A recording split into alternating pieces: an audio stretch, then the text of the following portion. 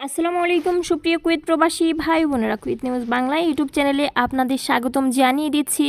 স্বপ্ন পূরণ হতে যাচ্ছে কুয়েত প্রবাসীদের। এদিকে আরও জানিয়ে দিব, দেশ পুনর্গঠনে ব্যাংকে রেমিটেন্স পাঠাবে কুয়েত প্রবাসীরা। সুপ্রিয় বন্ধুরা, শুরুতেই কোটা সংস্কারের জেরে বৈষম্যবিরোধী ছাত্র জনতার আন্দোলন, সহিংসতা এবং পরবর্তী সময়ে সরকার পরিবর্তনের মধ্যে দেশে অস্থিতিশীল পরিবেশের সৃষ্টি হয়েছিল। আন্দোলন ঘিরে প্রবাসীদের অনেকেই বৈধ চ্যালেঞ্জে টাকা না পাঠানোর হুঁশিয়ারিও দিয়েছিলেন। তবে এখন নবগঠিত অন্তর্বর্তী সরকারকে সহযোগিতায় বৈধ পথে টাকা পাঠাতে চান প্রবাসীরা। ছাত্রছাত্রীদের যৌক্তিক আন্দোলনকে কেন্দ্র করে দুর্বৃত্তরা রাষ্ট্রীয় বিভিন্ন স্থাপনায় হামলা ও ভাঙচুর চালিয়েছে। ক্ষতিগ্রস্ত এসব স্থাপনা মেরামত ও দেশে পুনর্গঠনে ব্যাংকিং চ্যালেঞ্জে রেমিটেন্স পাঠাতে আগ্রহ প্রকাশ করেছেন কুয়েত প্রবাসীরা। ছাত্র জনতার বিজয় উদযাপনে কুয়েতে থাকা বাংলাদেশিরা মিষ্টি বিতরণ করেন।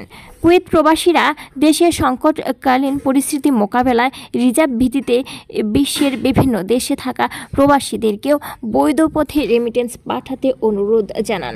আওয়ামী লীগ সরকার এই আন্দোলনকে রুখতে সামাজিক যোগাযোগ মাধ্যম, মোবাইল, ইন্টারনেট সংযোগ বন্ধ করে দেওয়ার পরিবারের সঙ্গে যোগাযোগ বিচ্ছিন্ন হয়ে যায় কুয়েত প্রবাসীদের। বেশ কিছুদিন দেশে থাকা স্বজনদের খোঁজ খবর নিতে পারেনি তারা। ফলে তাদের অনেকেই ছাত্র আন্দোলনের পক্ষে সোশ্যাল মিডিয়ায় ব্যাপক প্রচারণা চালান। ফেসবুক, টিকটকে অনেক প্রবাসী বৈধ পথে ব্যাংকিং চ্যালেঞ্জে রেমিটেন্স পাঠাবে না বলে কড়া হুঁশিয়ারি দেন এবং অন্য প্রবাসীদেরকেও পাঠাতে নিষেধ করেন।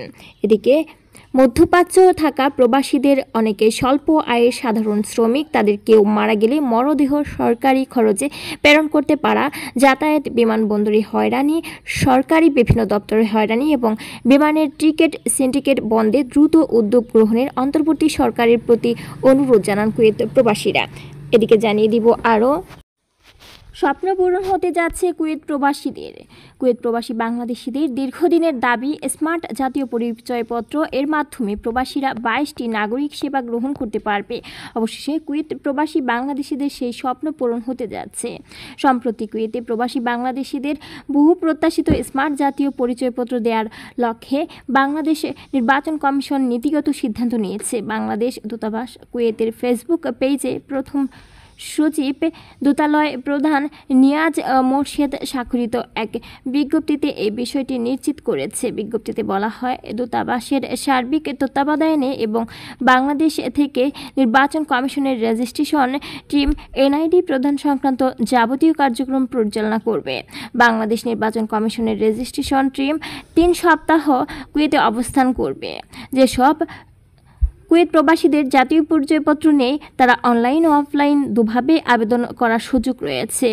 বাংলাদেশ নির্বাচন কমিশনের ওয়েবসাইটে প্রয়োজনীয় তথ্য দিয়ে আবেদন করতে পারবে তারা। দূতাবাস অফিসে প্রয়োজনীয় কাগজপত্র ও তথ্যাদি নিয়ে ফর্ম পূরণের মাধ্যমে আবেদন করতে পারবে।